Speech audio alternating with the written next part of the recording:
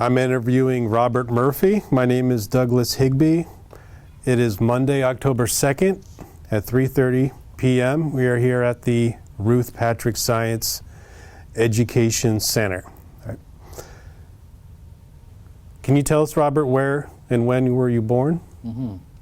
Well, Doug, how are you? It's good to see you today. I'm excellent, thank you. Good. I'm glad you're here. I was born in Watertown, New York, upstate New York. It's actually right pretty close to the current Fort Drum, which is the big 10th Mountain Division where the U.S. Army comes from. But I was born in that little town in November 1962.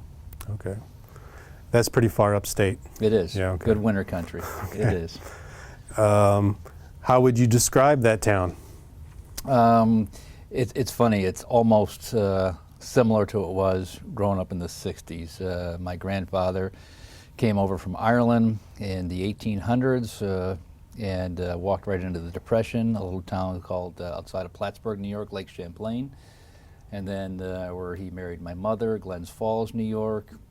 And then they had their 11 kids, my father, where he actually got out of the Marine Corps a few years prior to that and settled in Watertown, met my mom, had us, and then we actually moved to a small town called Camillus, New York, right outside of Syracuse. Again, another very small, humble, upstate New York town, agricultural farm. Matter of fact, Camillus, New York is filled with all kinds of trivia. Camillus, New York is home of the USMC fighting knife, the K-bar, that was made at that cutlery in Camillus, New York. And could you tell us a little bit more about your family? You know, it's funny. I think every family has their issues. My family is not excluded from that, but it was kind of a hallmark kind of upbringing. Dad stayed with Mom for the entire 60 some odd years. Both my parents have passed away recently. Raised 7 of us. He was a U.S. Marine himself, and then got out of the Marine Corps, got into the banking industry, raised up, retired from the bank industry as the president of their credit consumer department. Mom stayed home. I was the kind of kid in the 70s who got off the school bus, guaranteed there was cookies and milk there when I came home, got the homework done, but then we played outside. 7 brothers and sisters that I had, we played outside from sunrise to sunset. Those typical kind of stories you hear, walking to school, walking home, playing sports, working from a very young age, delivering newspapers, cutting grass, knew everybody in the neighborhood. Everybody in the neighborhood knew the Murphy boys. It was really kind of a special upbringing, especially in the winter months when the snow would come, and we would just play outside in 3-4 feet of snow and not even think twice about it. And literally, I'm talking from a very young age, as far back as I can remember, putting on the hand-me-down boots. Mom, you know, nothing like you have today. Mom would literally save bread bags that you'd put over your feet with a pair of socks. The bread bag was to keep your foot dry. The plastic bread bag, same kind you had today, that would go into the boot, and that boot was passed down by 3 or 4 brothers before I ever got it. And you'd be out. Your feet would freeze, your hands would freeze, but you'd never come in. And then on those way occasional snow days you might get, when literally it had to drop probably 4 to 5 feet of snow, and it had to start at like 11 o'clock at night in order for the school buses not to be there the next day. Place was packed in. Mom and Dad would figure out how to get 1 candy bar, make hot chocolate for everybody, make a fire. That's the kind of upbringing that I had, that high family kind of togetherness. It was a great place to be, great upbringing. I go on and on with stories about that. How about your high school days? What kind of activities were you involved in then? Sports. I actually got involved with a lot. I got involved with music. I got an unbelievable appreciation for, in that time period, in the public high school sector, you got exposed to music, you got exposed to shops, so woodworking, metalworking, cooking, band, and then of course there was the sport. So you were playing a sport every season. So it started off with soccer, it went into wrestling during the winter, went into lacrosse, baseball into the springtime. But high school was all about, similar to it is today, you know, partnering up with some really good close friends, trying to find the ultimate girlfriend, chasing the ultimate blonde girl kind of thing, and just being active. getting to school, getting home. For my brothers and sisters, I was the one who probably was not the soundest academically. It was funny, it just never connected to me. I had a lot of professors or teachers at the time, tried to make that impact, but I was the guy who someone like you, the professor or the teacher, would say, Rob just doesn't apply himself. He's unbelievably smart, but he never applies himself. There was just never a connection there. But I was connected to the whole social aspect of high school. Girls, sports, an unbelievable background, like I said, of just music, you know, the shop class, using your hands, blue collar, upstate New York, normalcy is what I call it. Okay. Yeah. And then after high school graduation, did you start to work? Did you go to school after that? Yeah. So because I don't think I ever connected with school growing through up in high school, I was probably one of the guys again that was just passed on. Let's get this guy out of here. And I don't think it wasn't because I was ignorant. It wasn't because I was a belligerent or a bad kid. It was just that I just didn't put any effort into schooling. So when I left school, I remember distinctly on that graduation day, zero plans. No plans, but because, just like all of my brothers and everybody, most people from my generation, we all worked hard. So money was never an issue. We never got money from mom and dad. They just had too many kids. And again, I go back to, it was a single income. Dad was a blue collar guy. He was a high school diploma kind of guy like me. But he worked his way up and did some great things, but there was just no excess money. If there was, you had to work for it yourself. So going from papers to washing cars to getting a job at a dealership, you know, fixing cars or changing oil at a mobile gas station in the corner, work was never a problem. So I graduated from high school with no plans, but work wasn't the issue. I always had work. So I was working full-time instead of working part-time. I started working full-time, several jobs during that time. And it probably wasn't until that following, so I took that summer off, took that fall off, and that following spring I wound up at a community college. First year community college, and then realized that nothing happened over that year that made me any different regarding academia. And I rolled an F, withdrew from a couple, got a B in a class that I enjoyed, and then moved on and never looked back at academia until probably 30 years later. Okay. Yeah. So was it about that time where you considered the military? It was. My father served in the Marine Corps, and really interesting story about that, but he fought in Korea with 1st Battalion, 5th Marines. But growing up, there was never an influence of joining the military. We literally thought, whenever you saw the U.S. Marine Corps on TV and the 8th and I silent drill team, we thought, well, that must have been what Dad did. So there was no connection at that young age to Korea, where he fought, to my upbringing. Even in the height of the Vietnam War, when I was probably 4 or 5 years old and it was on the news, it was never talked about Dad was in Korea. So there was no influence in the military at all. We just knew he was a Marine, and that was about it. No field jacket around the house, no medals around the house, no pictures around the house. It was just, that was something way before our time. So yeah, I had considered the military because during that time, I was very active with I became an emergency medical technician. Matter of fact, I was 17 years old. In New York, you had to be 18 years old. I lied about my age.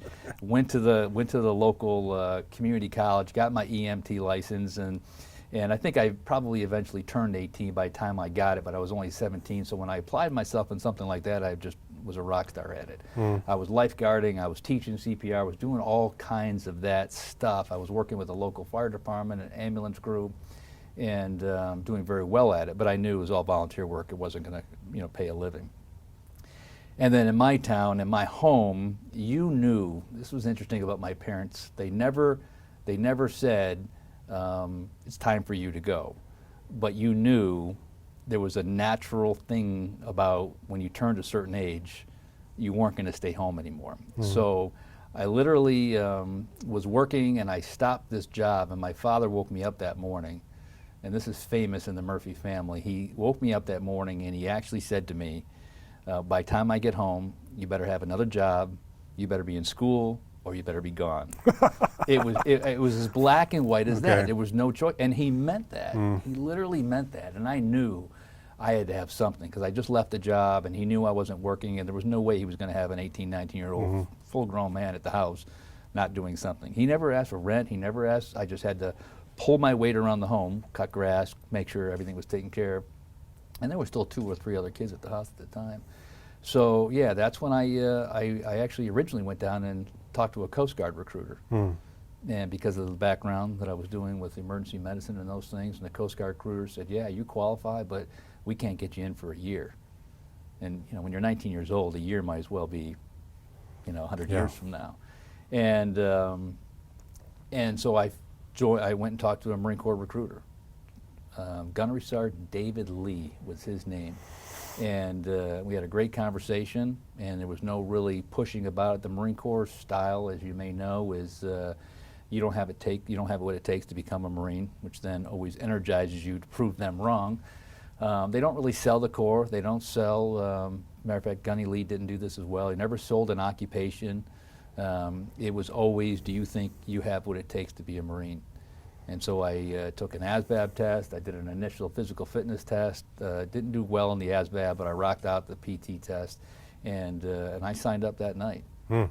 Mom was in Canada, Dad was home, and I remember coming home. I told my father, and my father looked deep at me, and again, he never talked about Korea. He never talked about his time in the Corps. And he looked at me and he says, you know what you get yourself into? And I said, I think I do. And I think in the back of his mind, he knew I had no idea. And we never talked about it again. But it was interesting because that moment I did that, it's almost as if he was somewhat relieved. My other brothers had gone to college and moved on and that kind of stuff, and I didn't. And it's almost as he was relieved, okay, now Rob's doing something. Mom came home, though, that week later from vacation in Canada, and I actually left my enlistment papers inadvertently. I didn't mean to do that. They're on the table. And she came home and saw them. So Dad never said anything to her. I never said anything to her. She came out of the garage. I was in the front yard working. She was in tears. She couldn't believe that I had joined the Marine Corps. Her upbringing in Watertown, New York was right outside of Fort Drum. Okay. She was raised by her mother and father never to talk to the soldiers at the fort, at the camp, they used to call it them. This is this was post-World War II, pre-Korea. She was 13, 14 years old, and that time as a lot of military men outside in Liberty, out in town, looking for a good time. You know, so she was raised never talk to the soldiers.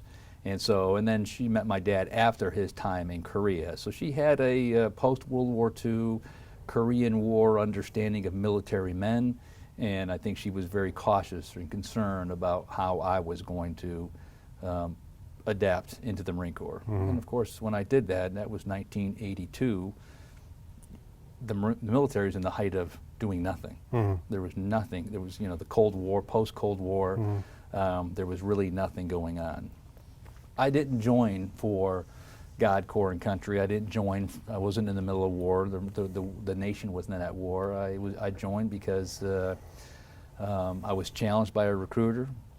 I never even considered the other services except for the Coast Guard, like I said. And the Marine Corps was probably deep down a sense for me to show my father that I had what it took, probably more for pleasing him than really anything. Do you think he was surprised that day after his waking you up, giving you the 1, 2, 3, and then you chose number 4 or something? Yeah, not knowing, you know, fully where this conversation might go, but Dad, again, his time in the Marine Corps, and maybe we'll talk about this later, was completely silent. So he showed no emotions. Deep down, it was a hug. My father was not an emotional man. He covered that up very, very well. We again, big Irish family. We shook hands, pat on the shoulder. I remember that day, got a hug. But yeah, it wasn't like he was ecstatic. It was like, are you sure, kind of thing. Yeah. And it probably brought up things for him as well. Yeah. And that's probably not too far out of the norm for men growing up in the World War II, early 50s generation. Yeah. That's not the Oprah generation. Yeah. That's not the YouTube generation. That's the strong and silent generation, like that. So, so you're now about what, 19, 20? I was 19. I turned 20 when I shipped out. Yeah. Okay. Yeah. So then, let's move towards boot camp. Say, could you tell us, you know, how that was for you in the early 80s? That was The day I left was interesting. Again, keeping in the setting, upstate New York, one income family, 7 kids. We went to Canada, and that was it. So I left New York to go to Canada on vacation. And between Syracuse and the Adirondack Mountains, where my father and a bunch of his Marine Corps buddies had a cabin that they had built when they got back from Korea, that was the extent of any of my travel. So that morning, 4 o'clock in the morning, still to this day I don't know why they ship you out at 4 in the morning. It's just is. And the recruiter, he was there. David Lee showed up, Gunny Lee showed up, and he had the government car, and he walked in the house, and it was October 29th, 1982. And he showed up at the house and had his modified dress blues on. The guy looked like $1 million, had a long coat on because there was still snow on the ground. And I remember looking at him, and I said, at this point, this is pretty surreal. There's no turning back. I'm getting in that car. And I went to my bedroom, and I kind of lost it a little bit. I was shooken up. I was shooken up. Now remember, I grew up doing sports and athletics and wrestling, and I said, is this, again, there's no war going on. There's nothing that would cause me to think of any fear whatsoever, but it was literally the fear of the unknown. It was the fear of going away from upstate New York. Even to this day, and I'm in my 50s, there's just something about going back to upstate New York, especially this time of year in the autumn and the winter, and knowing getting ready to go into hunting season and those things. But that was a big deal. But I got in the car, went to the MEP station, I got onto a bus, and I remember this was the first plane ride I ever had. Left the airport and flew into Savannah, Georgia. Totally excited about being on a plane. All brand new experiences. And I remember getting to the airport in Savannah and just finding a payphone and just calling home and explaining to my parents what this plane ride was like. Yeah, and then it's the very traditional Marine Corps, which they still do today, and I praise that highly of the way the Marines do things. You sit in that airport until 10, 11 o'clock at night, regardless of what time you fly in. There's no advance party. It's just that you all wait. And then you get on that bus, and you make your way to Parris Island, South Carolina. I had heard a little bit about Parris Island, but being from upstate New York, I knew I wasn't physically set for it. Growing up with my dad, I thought I was mentally set for it. But we arrived at Parris Island 3, 4 in the morning. Those doors open. Those drill instructors come on that bus, and they make movies about this stuff. And it's hard for them to even exaggerate in the movies, because the more the movies exaggerate, which they really don't, it's what it's really like. You literally have seconds to get off that bus. You are just clinging to their orders, in which they say they have it down to an absolute science, to the yellow footprints, to get in, to move, to line up, to move. The minute you land on the island, that whole putting off anything you resembled you as a civilian and putting on everything that might build you up to a Marine begins at that moment.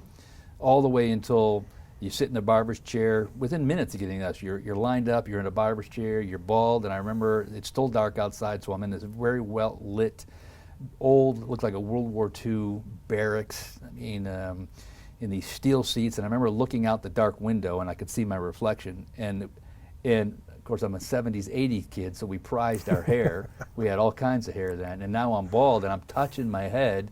I wish I'd had that hair today, but I'm touching my head, thinking, I don't even look like myself. And we're all looking around at each other, and literally we're all cue balls. Everybody has just got a bald head. Boot camp wasn't hard for me. Physical fitness was great. Literally within the first few days, I realized that this is a lot of what my father brought to his parenting. My father was not a drill instructor. He was not a overt authority figure. He could lead my brothers and I in a way in which you knew he meant business, and through probably the mental fear that maybe he brought, you just never crossed a line. Boot camp was a lot like that, extremely mentally challenging, extremely physically challenged. But if you grew up in high school doing athletics, you could figure it out. But I remember, again, my first point in Parris Island, when I was really introduced to this crazy concept of the American melting pot. When I looked around that squad bay of 90 other bald 19, 20, 17-year-old young men from all different walks of life, every ethnicity was in that room. Some who you could tell were maybe just raised softer, gentler. They broke down very, very quickly. Some who weren't raised with athletics did not know the competition, didn't know the physical constraint of bumping into each other and running into each other. That was very foreign to them. Yeah. And there were some who were college students who maybe did 2 years in college and now were in, and they had a different makeup that they would bring to the platoon. Yeah. And those drill instructors did an unbelievable job of literally tearing everybody down. They found the biggest guy in the squad bay, and they broke him down first, just verbally, never putting their hands on him, just verbally, intimidating, unbelievable with their voice, their command presence, their gestures, and just robbing, taking away everything that might have resembled you as a civilian individual. And then going through that Marine Corps process of putting you back together as one, as a Marine that's never identified as an individual, but a Marine, a part of 200, and at that time 70 years of a legacy. The minute you were there, you started learning about the Medal of Honor recipients from Bella Wood, Dan Daly, Chesty Puller, these guys coming up, these names. Every Marine, even to this day, can recite those Marine heroes and how when they were in combat and how we might be in combat again, Cold War, you knew you could fall back on those legacies of those people who were no different than all of us sitting there. So was the hardest part of boot camp for you, Rob, the sort of the mental part rather than the physical? Or were there any particular episodes or incidents that you recall that sort of helped change you into a Marine? Yeah, I think there was a couple incidents. One is this: you learn hand-to-hand combat, but then they have this other training that you go through with these pugil sticks. You learn how to use the bayonet on your weapon, but then you used to use pugil sticks that if you just have a weapon and no more ammo and there's not a bayonet, how do you use that weapon to take down your opponent? And you have a football helmet on, even though you have gloves on, you have these pugil sticks. It's almost as if, I can only imagine this Roman gladiator time, because you come from the woods down this trail of sandbags and there's someone else you know is coming at you, and you go into this octagon. And when you're running through it, there may be two coming at you, maybe one, but you just don't know at the time. It might be a 2v1 or a 2v2, but I'm coming down this thing by myself, and you're running. You know, the war cry is literally coming out of you, and you know it's only training. And I had been on the wrestling mat, and I wasn't a great wrestler, but I was a great soccer player. I was very competent, physical ability kind of stuff. But even mentally, in the back of my mind, even mentally, we're not in combat as a nation. I'm thinking, if this was the real deal, in the next 10 seconds, I'm going to find out what I'm all about. And the first time I did it, if it was combat, I wouldn't be here today right now. Put on my face by this big old kid from Iowa, and he just laid me out. And he was huge. And the drill instructors do a great job of making sure, and I was taller in boot camp, but I was thin and wiry. They pair you up. And so I'm hoping that there's going to be a little, 5'0" from Chicago coming through, and I want to lay him out. But no, it's this big guy comes through, bigger than I was. It laid me out. And what's interesting is you learn very quickly, what did he do and what did I fail to do in that incident? And you pick that up, because then you go through it again and you go through it again. Between that incident and again that and learning the history of the Marine Corps and all the battles that the Marine Corps had been through and won, really helped me to grasp my mind mentally that this is not a joke, this is for real. Everything these men are teaching me, these drill instructors are teaching me, may have to be applied one day. It's not a job, it's not a paycheck, it's an overarching change of life. That pugil stick episode, though, for me was one that I'll just never forget. It's an intense form of education in some way, right? Yeah, full contact, open bore. Yeah, and there's no real, and then at that time, there's real no safety going on. You just think it's all open. Yeah. And how many weeks was the boot camp? 13 weeks. 13? It was October 29th, and I graduated on January 21st of 1983. Did you feel different when you finished boot camp? I did. My parents, again, they're no longer with us, but were a little bit upset at me because So I grew up again. There wasn't a lot of money and in the home, but we never were without anything. It was a really neat balance. So it's coming time for graduation, and we had just made. Because I was down there for Thanksgiving, I was down there for Christmas, and now it's coming into January, and all the other recruits are, well, not all, but probably most of them were sending invites home, letting the parents know when it was on, when the graduation was.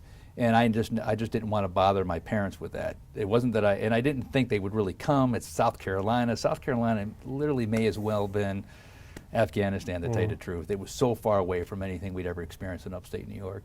And so I just never told them about my graduation. They knew I was graduating. Dad knew what the deal was, but I never sent them any details about that. And I remember on graduation day, it was freezing cold. It was pouring down rain. Probably the week before it was like 75, South Carolina stuff. The next day, next week, pouring down rain. So the graduation was a little bit condensed.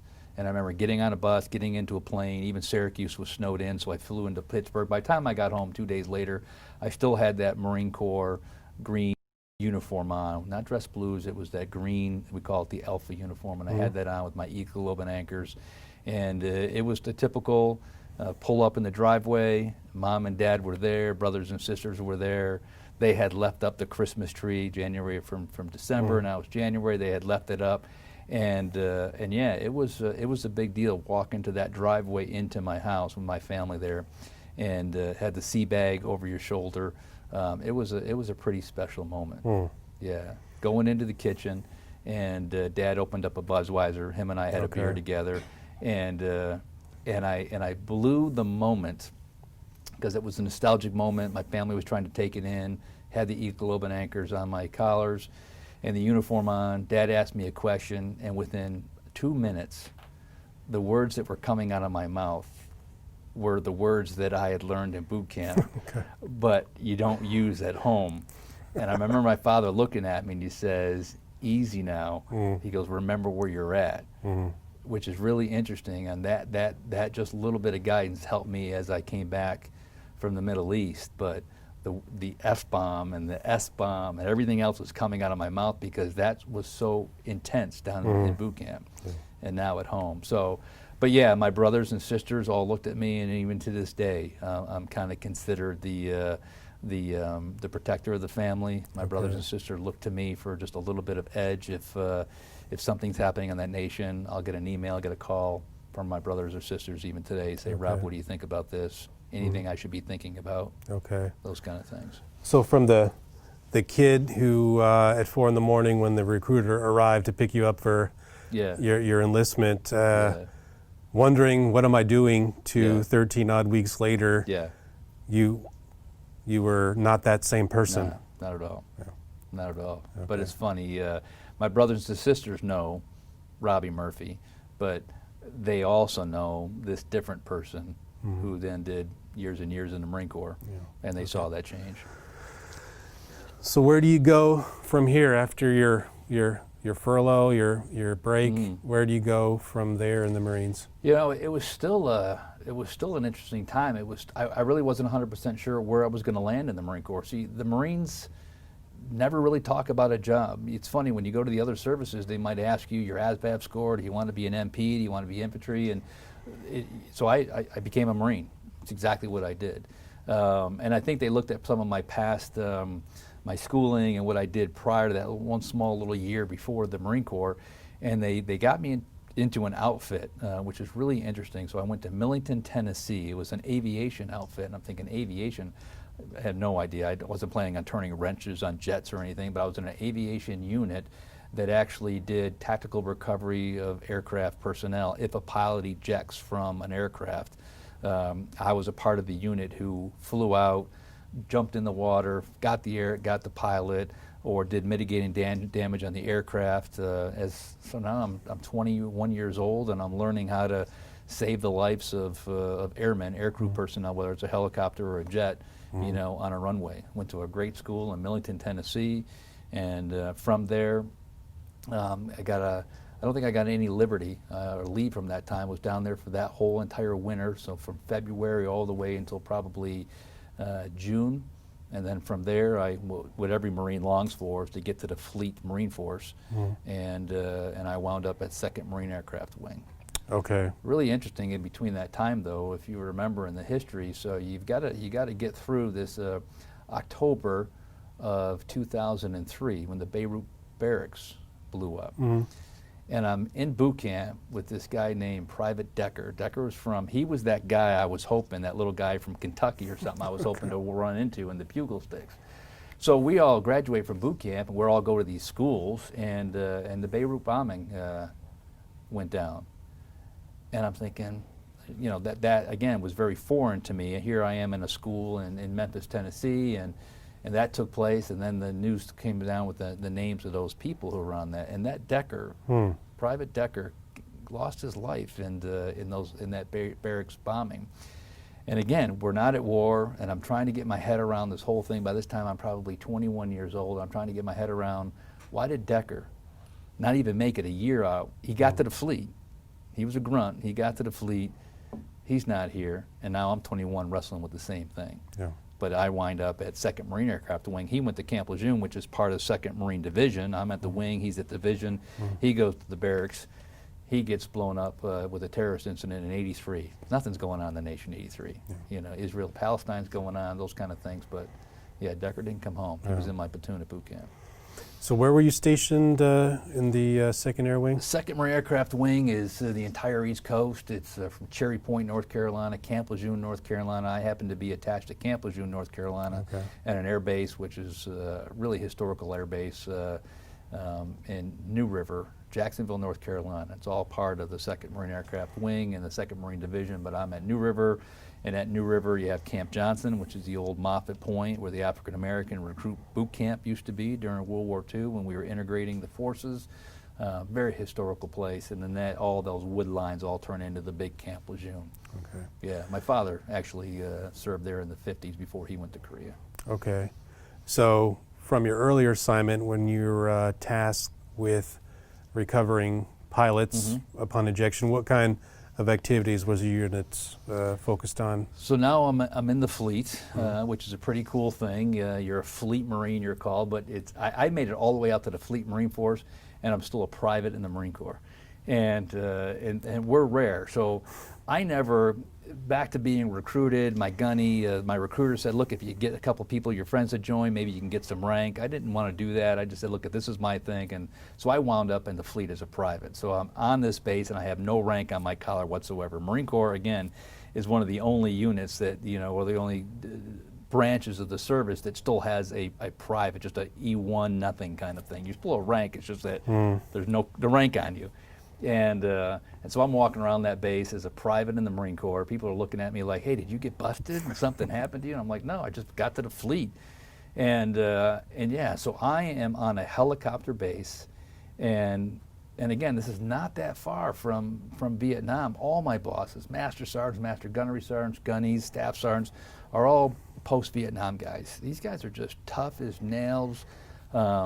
Barely any of them had high school diplomas kind of guys, but they were just savvy in regards to the Marine Corps and this whole thing called aviation. So we spent our days on this flight line waiting for, if you can imagine it, waiting for an alarm to go off that some helicopter went down or some jet went down. We train and we train and we train to, you know, get on these helicopters, fly out to where it's at, jump out of these helicopters, swam like crazy. All the things that were associated with trying to find a pilot or rescue aircrewman. We just spent days and days just training for that. And this is, it's an interesting aspect about the Department of Defense because in my specific unit, we were one of the only units besides my buddy Decker, who happened to be in a barracks in Lebanon when that went down, that might actually have to deal through training of losing a Marine. So our training of flying helicopters is helicopters crash, jets crash. And so again, another thing that I'm trying to work through is there's no war, there's nothing going on, and then all of a sudden you get that first incident that takes place. And I gotta think it was like 1984 where we're there at night and the flight line's open, helicopters are flying, and there's just something about being on the flight line when you're watching big, huge CH-53s take off or Cobra helicopters. 53s are huge aircraft carrying dozens of Marines in them, and a Cobra is only a 2-seater attack aircraft. And you're watching all these fly at night, and everybody's using night vision goggles. It's breathtaking scene. But then all of a sudden, you get that call, and we have an aircraft mishap. And so my mind's racing. I'm on the crew. By this time, I had a little bit of rank on my collar. I'm on the crew of the 4 of us who have to board a CH-46 and fly out and see if we can get survivors. So as we're flying out to this is I gotta think it's a fall evening, late evening. It's dark out. It's 11 o'clock at night or so, 10:30 at night. As we're flying out, come to find out, it's not a Marine Corps aircraft we're going after. It's a civilian Eastern Carolina University medevac flight that went down in the swamps, left ECU, was going to another place in North Carolina, went down in the swamps. This is the intel we're getting over our headsets. And you could see, as we're flying in, the pilots found the site pretty quick. You might be able just to imagine the impact, the burn. It's in a swamp, the trees are on fire, and we get down into that, and we get off our aircraft, and we're going up. And I'm thinking through my mind, how am I going to respond to this? Everything at this point has just completely been training. And you're always hopeful that you're going to somehow, someone jumped out of this helicopter at the right moment, but then your mind is a medevac, everybody's strapped in, and it's just rubble. It's just burnt, molten mess, and we're shining flashlights, and I happen to be the guy, and it doesn't make any sense to me. I have to be the guy that come to find out the medevac was transporting a young child to where it needed to go, and I run across the child's gurney, and it's interesting, as I was even thinking about talking with you a couple days ago, I hadn't thought about this in years. I literally have not thought about this in years. Came across that. No survivors. The thing was a complete mess. It took hours and hours for any kind of civilian authorities to get out there through trucks, because it was out in the swamps of nowhere. And now it's probably 3 in the morning. We're wet, we're soaking. We just had scanned the whole area, just looking for any sign of life. And then you get to that point where you're intellectually your brain catches up to you and you say, there's no way there's going to be a survivor out here. And then by the time you get picked up and you're trying to deal with hypothermia and those kind of things, again, this is probably 84. Get back to the flight line, take a shower. And I've still got another 3 or 4 hours left on my shift until the next crew comes in. Get up the next day and go home. And got a 24-hour off, and on the next day I come back to work, and it was never talked about. That's what it was. The newspapers came around, the reporters came around, but there was no debrief. It was just, let's move on. And it's interesting how that just formed in my mind. Must be what Marines do. And again, it's minor compared to our legacy of the Corps, but you deal with it, you move on, and you just wait for the next time. That was all within 24 months of going into the Marine Corps. But that is another significant moment, is that transition back to sort of everyday normal life. It feels different maybe for a little while. So you guys were the first on scene, if I understand correctly. And did you have any guys in your group who had done this kind of thing before, or were you all for the first timers like yourself? No, that's the beauty of the Corps. The Marine Corps prides itself on small unit leadership, and hopefully by the time you're in a leadership position, you've got some of this experience under your belt. And I remember there was a few sergeants. I was a lance corporal, maybe a corporal at the time, and there was a few sergeants who had a couple years on me. And which is funny is the sergeants I'm talking about are probably 25, maybe 21, 22. They're 25. And the old timers, the guys who were in Chu Lai and Da Nang and some of these Marble Mountain places of Vietnam, these guys are really old, probably 34, 35, 40 years old. And those guys did the office support training kind of stuff, but it was us young guys who were jumping out of these aircrafts and those kind of things.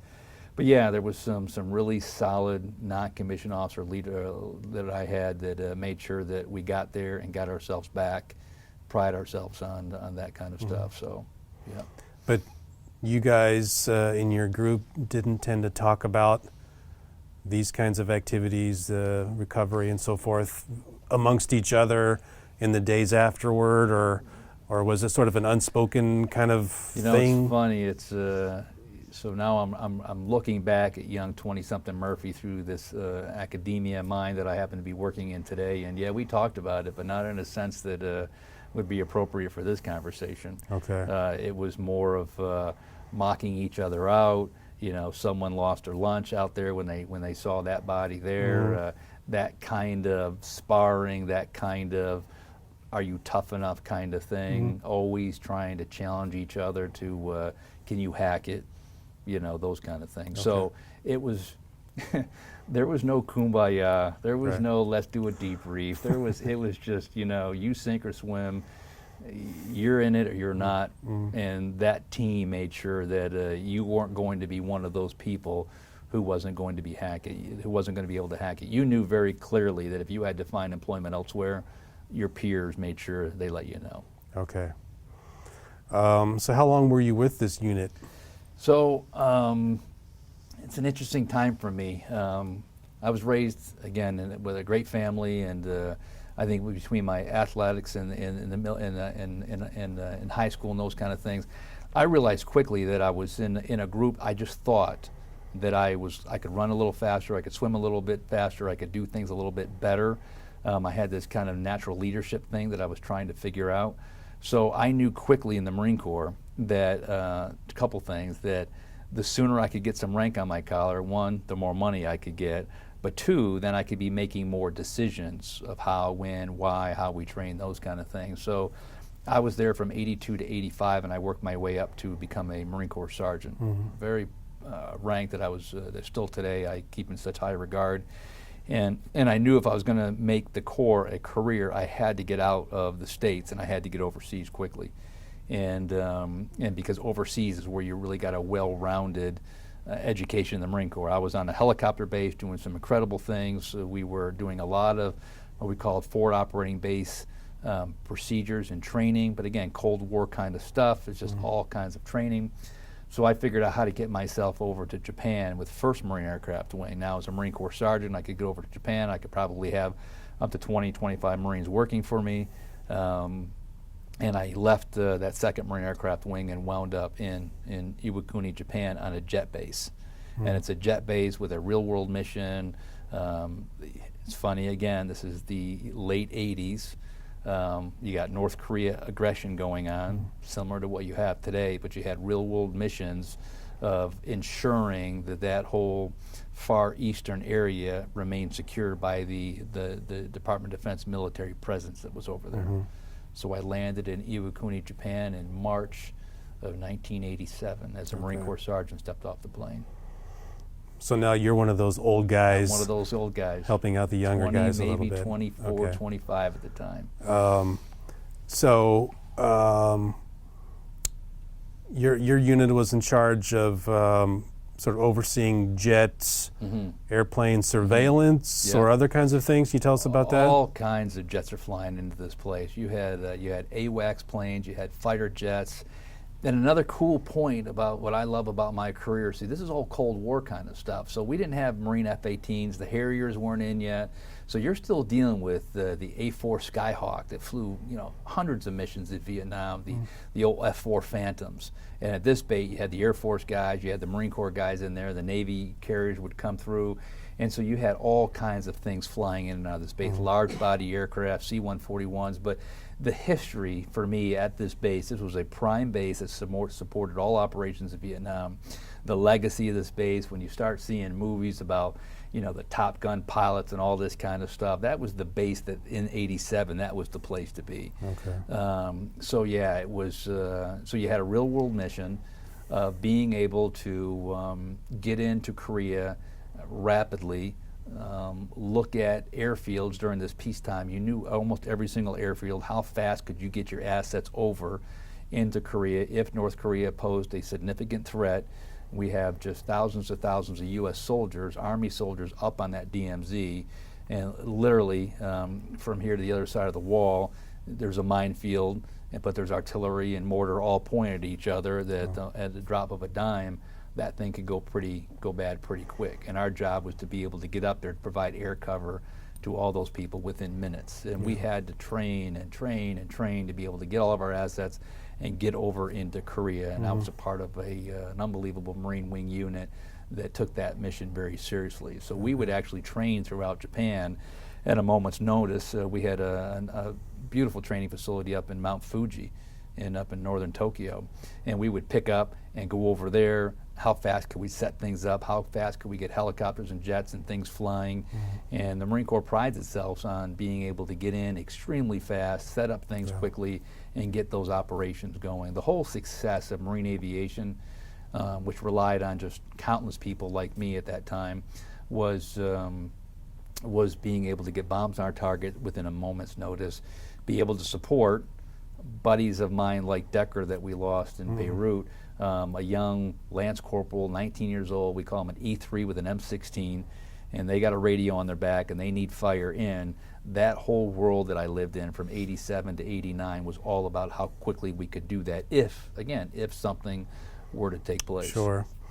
And you have China and the Soviet Union still lurking in the background. All over. And you're reading intel reports about things that are going on in the air over there, and the carrier and the fleet and the sea over there. Is just, And what was your specific job within your unit? So at this time, I was a sergeant. I became a section leader. So I had an entire section, and that is if you're going to be a Marine, you want to be what's called a tip of the spear. You want to be a platoon sergeant, a section leader, a squad leader. I was a section leader. I had about 27 Marines, and my whole sole job was every waking moment I had to know who they were, train them, organize them, made sure they were broken down to smaller squads, like the position I was in back at New River. Had a jet or a pilot ejected in the sea, only 3-4 miles outside of the runway.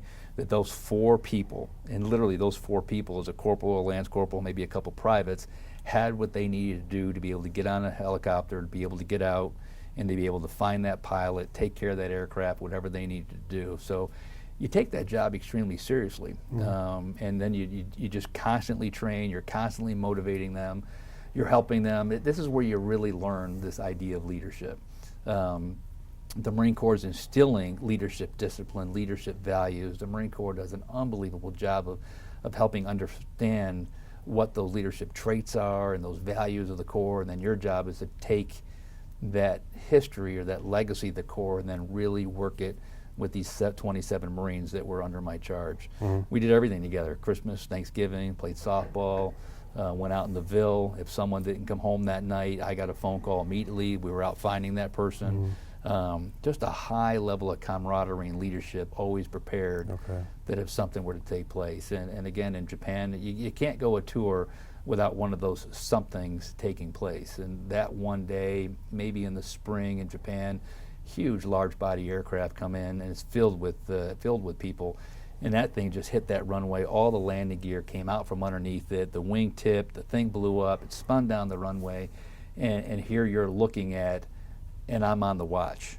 And it's a Japanese 2 o'clock in the afternoon day. Don't quote me on the time, but that's what's in my mind. And I'm thinking, do my guys, are they going to know exactly what to do? And this is the beauty of the Corps. Every one of them knew exactly what to do. They had so much pride in being able to get out, get in there, get those people, get the pilots out. This thing's on fire, and these guys are doing incredible things just getting out. I sit back, I'm doing command and control, and I'm on the radio, and I'm getting things done, and I'm just watching these Marines just do everything they needed to do to get all those people off. We didn't lose anybody in that incident. It was a huge aircraft. I mean, a C-141's a large body aircraft, and everybody got home from that thing. Everybody came home, and then you spend the next 2 days just getting things, cleaning back up, getting your people's mind back together in the way in which I talked about earlier, just making sure everybody mentally is ready for the next one to take place, in our kind of way of doing things. So you're the coach, you're the shot caller, you're the evaluator in some way.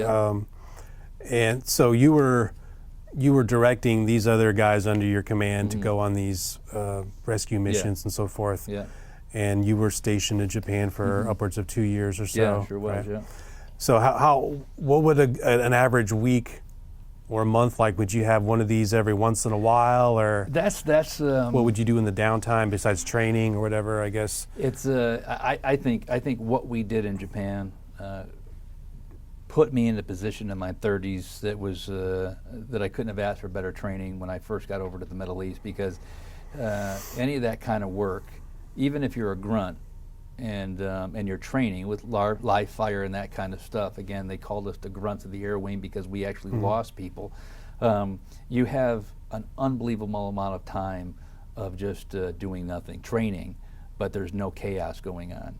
And it relates so much back to combat, because combat's all about, you know, an hour or a moment of complete chaos surrounded by days and days and days of radio checks, ammo checks, clean the weapon, you know, personnel inspection, feed inspection, fungus inspection.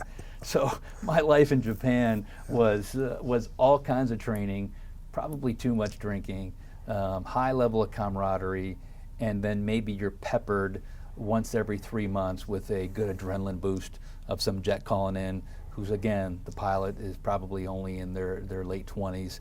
Their gear's gone, their tail hook's gone, and they're coming in hot. Yeah. And then adrenaline just goes through the roof when that takes place.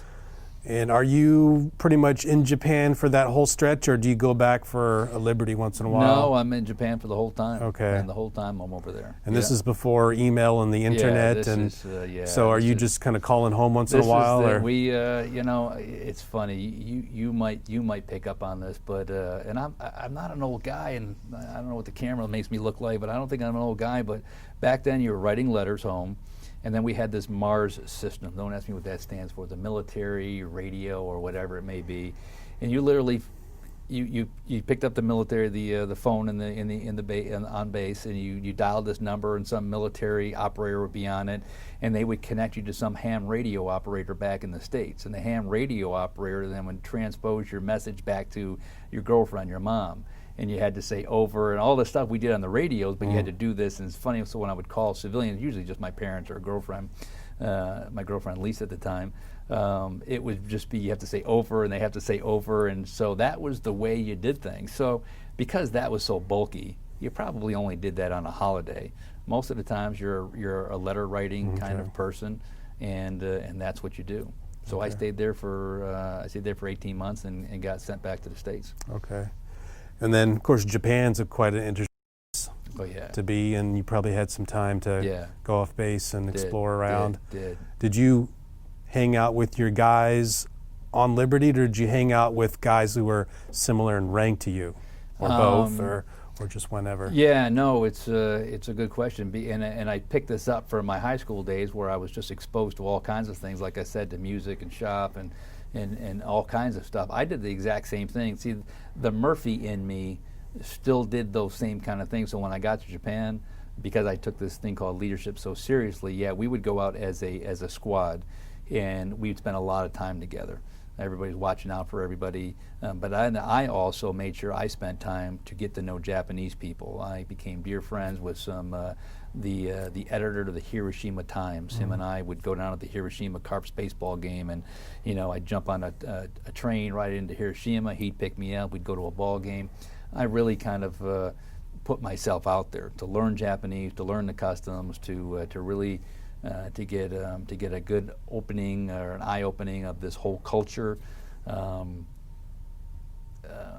Well, I went back to Japan, and now I got commissioned as an officer. I don't want to jump ahead too much, but I went back to Japan in 1996, and someone that I had met in 1987 invited me over to his home to meet his grandmother. His grandmother, his name was Sanji, Yuji, his name was Yuji. His grandmother survived the Hiroshima bombing. She was a young schoolgirl. She was now in her 80s, 90s at the time, 1996, maybe 1997.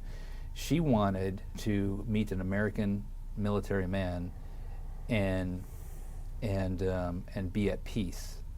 So Yuji called me up, Murphy-san, you know, we talk a little bit in Japanese. I wind up at his house, walk in, because in Japan, the the young families there, the older families on the second floor, the next level, the third family, all part of this 3 families in one home.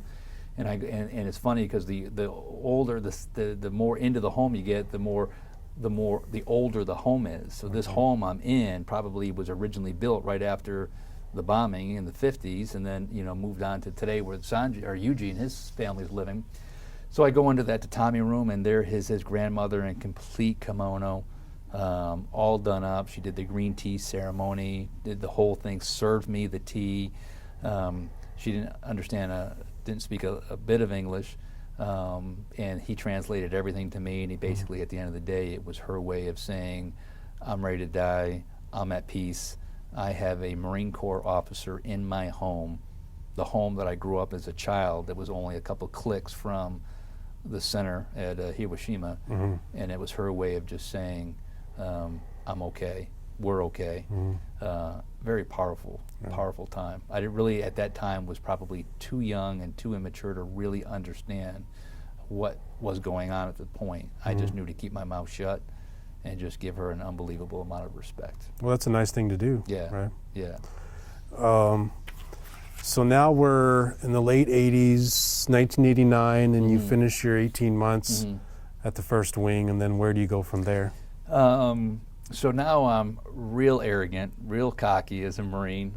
So I'm what the Marines are really looking for at the time, and I'm a married man. I got a great family, and we get back from Japan, and I'm back at New River. Yeah, I'm back at New River, and my son gets diagnosed with leukemia. And we're thinking, what the heck? And make a long story short, we're at Camp Lejeune. He gets diagnosed with cancer, leukemia. We're going to ECU, the same place that lost the medevac helicopter that I dealt with years prior. And we wind up getting a humanitarian transfer up to Quantico so he could be seen at Walter Reed Army Medical Center. Now I'm at Quantico, and I take on this job again as a section leader in Quantico, in charge of about 20, 25 Marines there. And at the same time, I've got a wife, I've got a couple kids, and one is dying of cancer. They're telling me he's only got a year to live, and they're trying to get him into remission, full leukemia and the whole thing. That was an unbelievable dichotomy of a world, because on the job, there was no, my team, my unit knew that my son was going to Walter Reed every week for chemotherapy, but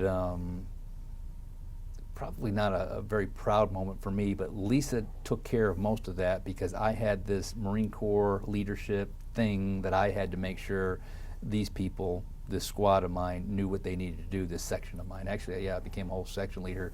There's a lot of people in that one. At the same time, my son's going through this chemotherapy. And that, to fast forward, that turned out unbelievable. He went through 3 years of chemotherapy. I applied for an officer commissioning program. I got selected as a Marine Corps warrant officer. Right now we're at 1991. Crazy thing about that is now this is when Saddam's forces are going down in through Kuwait. I knew my unit was going to get pulled to go to that. My son is recovering, so to speak. He's in remission. They're giving him an upchit, and now I'm worldwide deployable again. But the difference between then and now is now I've got bars on my collar. Now I'm a Marine Corps warrant officer, going to be in charge of all these units who do those kind of things. But now I get heavily involved with Marine Corps aviation in the Marine Corps infantry units, now deploying all these assets into these hotspots, putting these forward operating bases together so we could support all kinds of Marine Corps operations. Okay. So that went out of Quantico, got commissioned an officer. My son is now probably 7 years old. He gets an upchit, and I look at my wife and said, "Are we staying in?" And she says, "Let's stay in," and we just move out now. Okay. And now we're doing worldwide kind of things again. And you had met your wife some years previous? I had some years previously, back when I was at New River. Yeah, I had met her. She's an upstate New York girl as well. We met right out there at a small little community college. No, it was a community, it was a SUNY college, Global Skill, right outside the Baseball Hall of Fame area. She's a downstate girl, I'm an upstate guy, and we met and wrote letters like crazy. I used to get a paycheck, a hard check. Tell you how much the times have changed so quickly in my generation. I used to get a hard check. I would cash it, put most of that money in the savings account. I'd get a roll of quarters. I would go out to the barracks and I'd find an empty payphone at around 9 o'clock at night. I'd start pumping quarters in there, and I would call her and we would talk until the $10 worth of quarters ran out. Did that for years and wrote letters back and forth until finally we both said it's enough of this, and we got together, we got married. Okay. She moved back down with me down to Camp Lejeune and started raising a family. So you guys must have been pretty strong, you being in Japan for 18 months.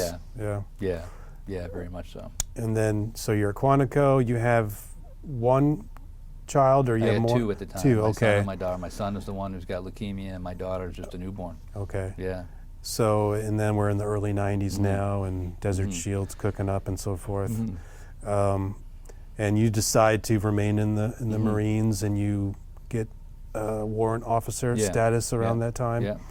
So, are you then sort of deployed or given a choice of assignments, or what? Well, this is the Desert Storm, Desert Shield that a lot of civilians aren't aware of in the military. So, so post Vietnam, you got the weekend that Grenada took place.